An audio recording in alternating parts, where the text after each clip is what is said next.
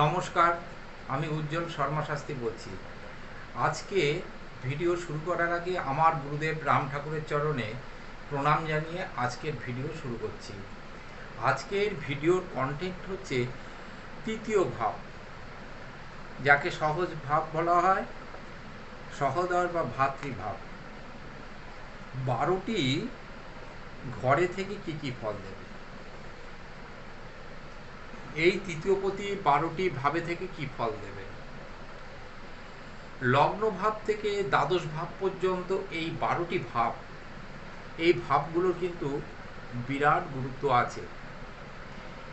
এই লগ্ন থেকে দ্বিতীয় তৃতীয় এই রকম করে যে দ্বাদশ ভাব আছে, এদের যে অধিপতি গ্রহ, সেগুলো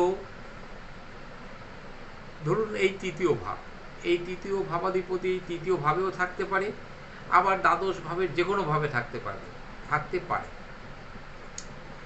এগুলো কিন্তু জানার প্রয়োজন আছে, এর কিন্তু বিরাট গুরুত্ব আছে।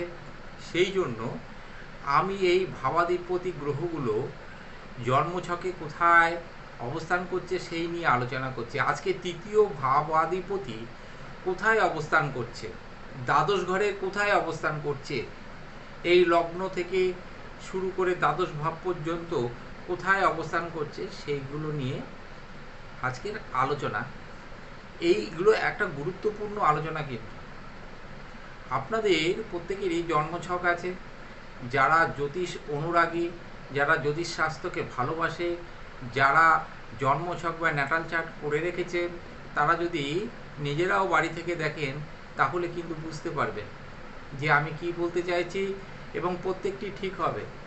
যদি ভুল হয় বা না মেলে, তাহলে জানবেন আপনার ন্যাটাল চার্টে গ্রহগত সংস্থান, এই ভাবাধিপতি গ্রহগুলো সঠিক অবস্থানে নেই। হয় পাপগ্রহ দ্বারা পীড়িত আছে, অথবা দুস্থানপতির সঙ্গে সংযুক্ত হয়ে আছে, অথবা শত্রু গৃহগত হয়ে আছে, কোনো না কোনোভাবে পীড়িত হয়ে আছে। যাই হোক, আজকে তৃতীয় ভাব নিয়ে আলোচনা। এই তৃতীয় ভাব থেকে আমরা কি দেখে থাকি, ভাতৃ ভাই বোনদের কনিষ্ঠ ভ্রাতা ভগ্নী, এগুলো আমরা দেখে থাকি।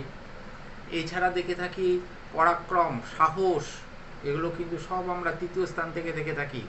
প্রতিবেশী, এগুলো আমরা তৃতীয় স্থান থেকে দেখে থাকি। যোগাযোগের ব্যাপারটাও আমরা তৃতীয় থেকে দেখে থাকি। তৃতীয় থেকে আমরা চেষ্টা দেখে থাকি, পরাক্রম তো দেখে বললাম যে পরাক্রম দেখে থাকি, প্রতিবেশী দেখে থাকি, এগুলো তো বললামই। এছাড়া চেষ্টা, বলবীর্য, দাস দাসী, সবই আমরা এই তৃতীয় স্থান থেকে দেখে থাকি।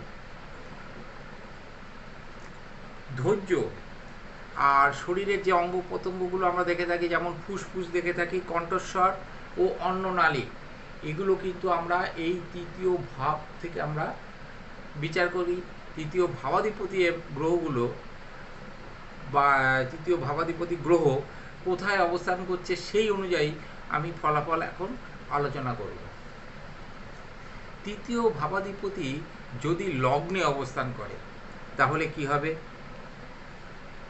নিজের পরাক্রম বা চেষ্টার দ্বারা তার ভাগ্যের উন্নতি করে থাকে,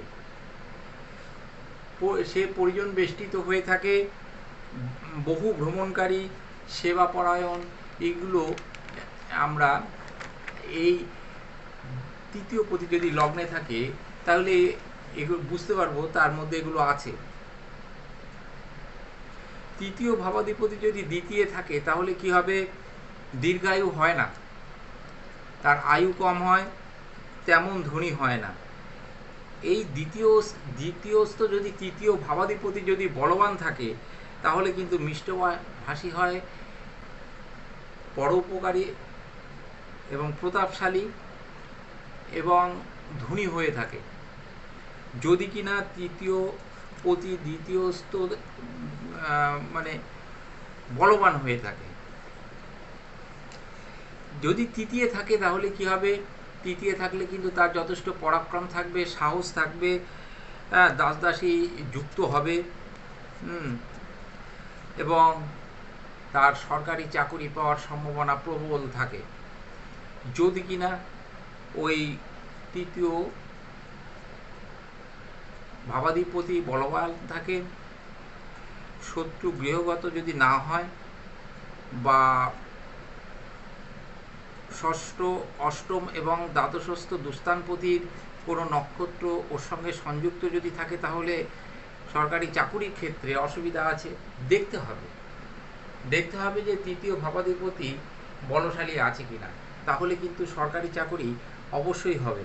চতুর্থে যদি থাকে, মাতার সঙ্গে কিন্তু তার বনিবনা কম হয়, এমনকি কলহ পর্যন্ত হতে পারে। জাতকের কিন্তু পত্নী সুখের হানি ঘটে, অর্থাৎ দাম্পত্য সুখের হানি ঘটে। পঞ্চমে যদি থাকে, তৃতীয় পতি যদি পঞ্চমে থাকে, তাহলে কি হবে? জাতক সহোদরের থেকে সুখী হবে এবং পুত্র সুখে কিন্তু সে সুখী হবে এবং দীর্ঘায়ু যুক্ত হয়। ষষ্ঠে থাকলে কি হবে? তৃতীয় পতি যদি ষষ্ঠে থাকে, তৃতীয় পতি ষষ্ঠ থাকলে সহোদরের সঙ্গে কিন্তু তার বিরোধ হতে পারে, অর্থাৎ কিনা ভাইয়ের সঙ্গে বিরোধ হতে পারে, আত্মীয় স্বজনের সঙ্গে তার বিরোধ হতে পারে, মাতুল সুখের হানি ঘটে। তার মানে তৃতীয় পতি ষষ্ঠে থাকলে শুভ ফল মিলবে না। তৃতীয় পতি ষষ্ঠে থাকলে যে অশুভ ফলগুলো পাওয়া যাবে তা বলা হলো।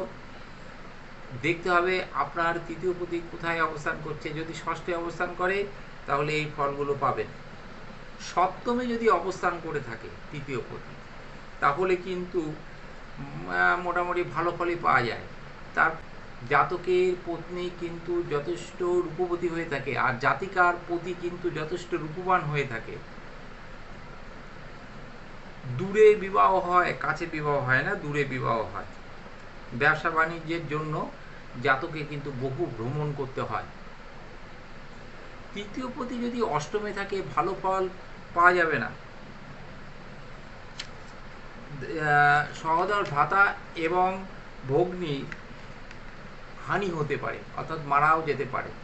দেখতে হবে তৃতীয় পতি কিভাবে অষ্টমে অবস্থান করছে, তার উপরে ভিত্তি করে রেজাল্ট ঠিক করতে হবে, ফলাফল ঠিক করতে হবে।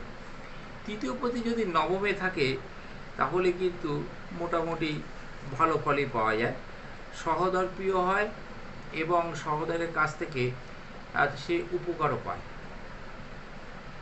ভাইয়ের প্রিয় হয়, ভাইও দাদাকে ভালোবাসবে, দাদাও ভাইকে ভালোবাসবে, এবং সহোদর ভ্রাতা তাকে যথেষ্ট উপকারও করে থাকবে। তৃতীয় পতি যদি দশমে থাকে, তাহলে কি হয়ে থাকে? মাতৃভক্ত হয়। তৃতীয় পতি যদি দশমে থাকে, মাতৃভক্ত হয়, কিন্তু স্ত্রীলোকের মতানুসারে সে চলে, তার কিন্তু সরকারি চাকুরি হওয়ার যোগ থাকে। তৃতীয় পতি দশমে থাকলে সরকারি চাকুরির কিন্তু যোগ থাকে এবং যথেষ্ট উচ্চ পদ পায়। দেখতে হবে তৃতীয় পতি বলবান আছে কিনা। একাদশ স্থানে যদি তৃতীয় পতি থাকে, সে কিন্তু সমস্ত কাজে সফল হয়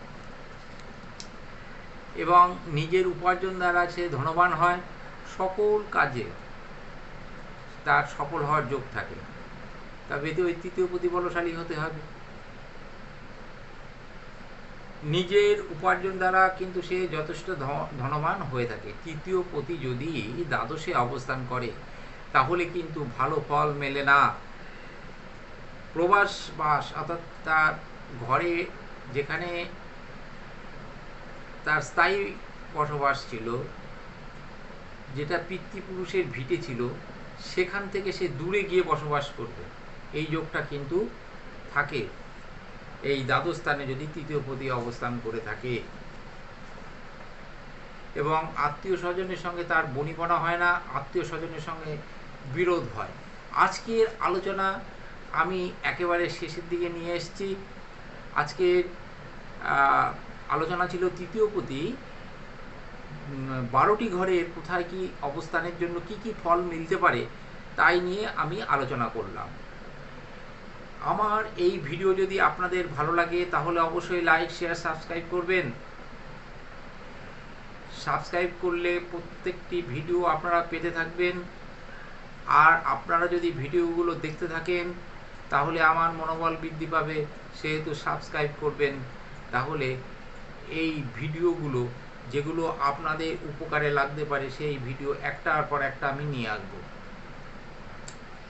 আপনারা প্রত্যেকেই সুস্থ সুন্দর থাকবেন, আপনাদের ঈশ্বর মঙ্গল করুন। আপনারা একটিবার আমার কাছে আসতে পারেন, আমি শাস্ত্রীয় মতে প্রতিকার বিধান করে থাকি। আপনাদের ন্যাটাল চার্ট যদি বিচার করাতে চান আমার হোয়াটসঅ্যাপ নাম্বারে যোগাযোগ করতে পারেন, অর্থাৎ অফলাইন এবং অনলাইন দুটোই আপনারা যোগাযোগ করতে পারেন। আপনাদের মঙ্গল কামনা করে সুস্থতা কামনা জানিয়ে আমার গুরুদেবের চরণে প্রণাম জানিয়ে নমস্কার জানিয়ে আজকের ভিডিও আমি এখানেই শেষ করলাম।